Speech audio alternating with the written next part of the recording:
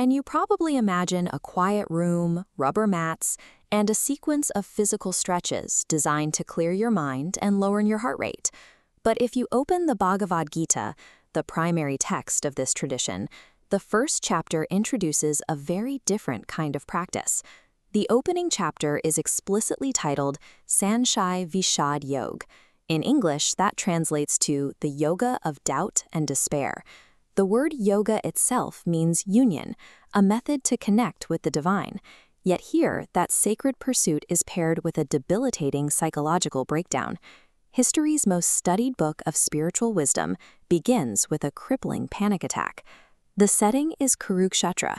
Two massive armies are facing each other on an ancient battlefield, and the conch shells are literally about to sound to begin the slaughter.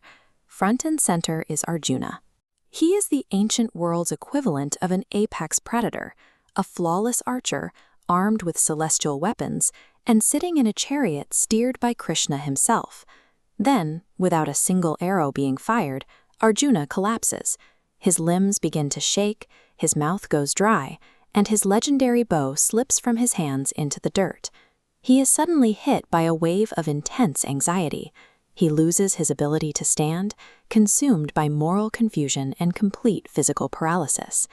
Even with a literal deity standing 2 feet away as his co-pilot, the greatest warrior alive fails the most basic mortal test of keeping his nerve.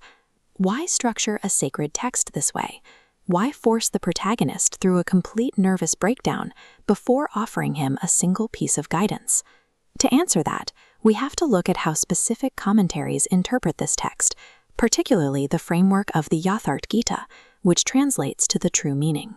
The Yatharth interpretation views this physical battlefield as an allegory for the human mind. The opposing Kauravas represent our internal enemies, ignorance, ego, and destructive desires.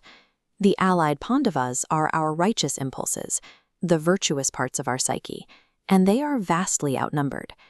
Read through this lens, the entire first chapter acts as a precise psychological map, detailing what happens when a human soul confronts its own severe internal conflicts.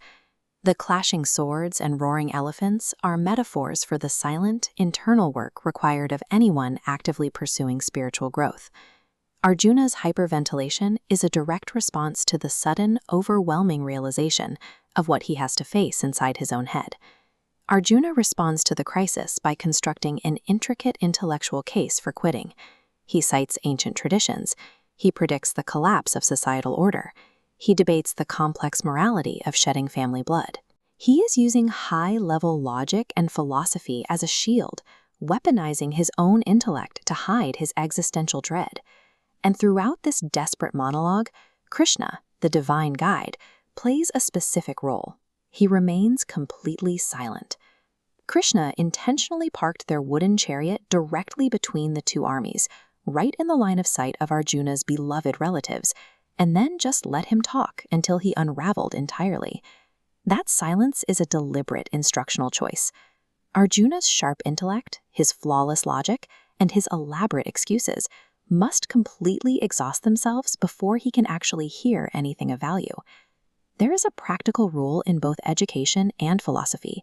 You cannot pour water into a cup that is already full, and you cannot teach someone who firmly believes they already know the answer. Vishad Yoga functions as the mechanism that shatters Arjuna's massive ego. By losing his nerve, his identity as an undefeated champion is completely stripped away. He is left utterly defenseless and entirely empty. This state of total collapse serves as a yoga because it creates the humility required to actually become a student.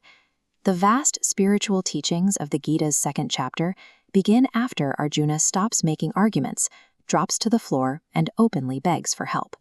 So when you experience paralyzing doubt or lose your sense of direction, you aren't deviating from the path.